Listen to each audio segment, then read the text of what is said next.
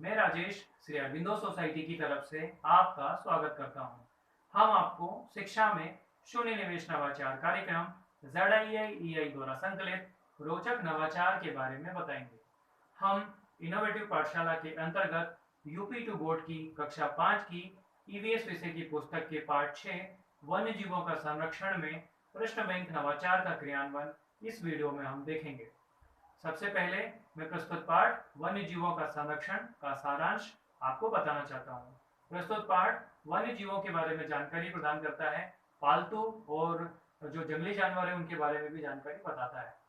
आइए हम बात करते हैं प्रश्न बैंक नवाचार की नवीनता के बारे में।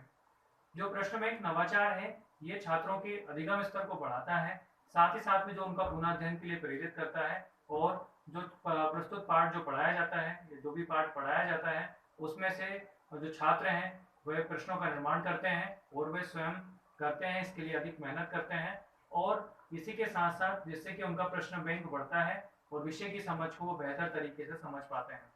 आइए हम बात करते हैं नवाचार के क्रियान्वयन के बारे में। नवाचार के क्रियान्वयन में प्रस्तुत पाठ में जो विभिन्न जंतुओं के बारे में की उपयोगिता है उनकी जानकारी है, इसी के साथ साथ जानवरों की संवेदनशीलता है, या हम बात करें विलुप्त होती प्रजाति या संकटग्रस्त जो जानवर हैं उनके संरक्षण के बारे में और उनकी जानकारी को दोहरा सकते हैं। इसी के साथ अगर हम बात करें नवाचार की क्रियान्वयन की अवधि के बारे में तो नवाचार का क्रियान्वयन मात्र 20 मिनट में हो जाता है। अगर हम बात करें पूर्व प्रबंधन की तो इस नवाचार के क्रियान्वयन में किसी भी प्रकार के पूर्व प्रबंधन की आवश्यकता नहीं होती है। आइए हम बात करते हैं शिक्षकों के लिए निर्देश की। सर्वप्रथम जो शिक्षक हैं उन्हें छात्रों को 7 अलग अलग समूह में बांटना होता है। इसके पश्चात प्रत्येक समूह का एक लीडर शिक्षकों को नियुक्त करना होता है।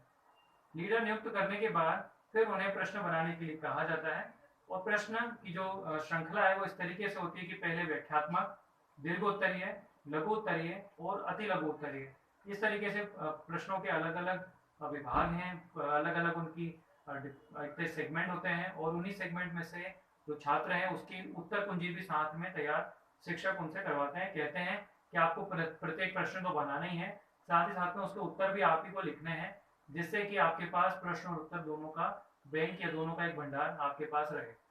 इसके पश्चात वो जो ग्रुप बनाया गया था, जो समूह बनाया गया था, उसमें जो नेता है, जो लीडर है उनको ये दायित्व दिया जाता है कि प्रश्नों का दोहराव ना हो। अंत में जितने सारे प्रश्न बना लिए जाते हैं और उनकी उत्तर कुंजी जो उनके पास छात्रों के पास होती है तो उसे आपस में वितरित करने के लिए कहा जाता है, जिससे कि प्रत्येक छात्र के पास प्रश्नों का एक भंडार उत्तर समेत उन्हें प्राप्त होता है, जिसे ही प्रश्न बैंक कहते हैं। आइए हम इसे उदाहरण के साथ समझते हैं कि किस तरीके के प्रश्नों का निर्माण प्रस्तुत पाठ में से किया जा सकता है। जैसे कि जो पहला प्रश्न है कि जो जानवर जंगल में रहते हैं उन्हें क्या कहते हैं, तो उन्हें उसका उत्तर है वन्य जीव। जो ऐसे जानवर जो जो हमें दूध देते हैं वो कौन कौन से जानवर हैं, तो भैंस भैंस गाय और बकरी, भेड़, इनसे दूध मिलता है। ऐसे जानवर जो हम अपने उपयोग में लेके आते हैं उन्हें कौन से जानवर कहते हैं, तो उसका उत्तर है पालतू।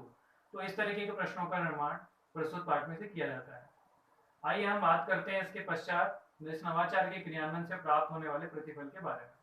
प्रतिफल जो प्राप्त होते हैं प्रस्तुत पाठ में से वन्य जीवों का संरक्षण नाम है और जो इसमें जानकारी है वो वन्य जीवों, जंगली जानवरों के बारे में है।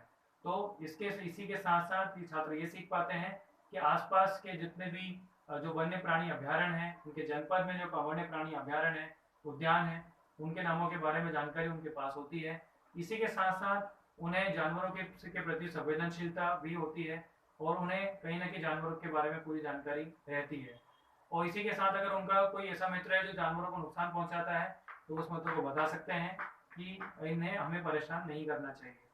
और जो अपरिचित शब्द आते हैं उनको जो शब्दकोश है उसमें छात्र ढूंढते हैं और जो शब्द वो पढ़ते हैं इसमें उनके आधार पर अपनी मौखिक भाषा भी गढ़ते हैं।